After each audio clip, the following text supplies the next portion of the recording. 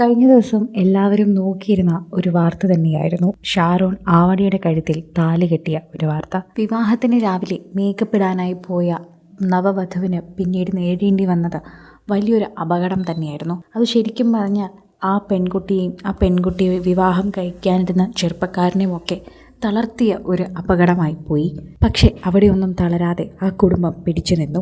കൃത്യസമയത്ത് തന്നെ ആശുപത്രിയിൽ വെച്ച് താലി കെട്ടി. അവിടെയുള്ള ആശുപത്രി അധികൃതരോട് സമ്മതം ചോദിച്ചിട്ട് തന്നെയാണ് അവരത് ചെയ്തത്. പ്രേക്ഷകർ അപ്പോൾ മുതൽ ആ കാര്യം അവിടെ അന്വേഷിക്കുകയാണ് എന്ന് തന്നെ നമുക്ക് പറയാൻ സാധിക്കുന്നു.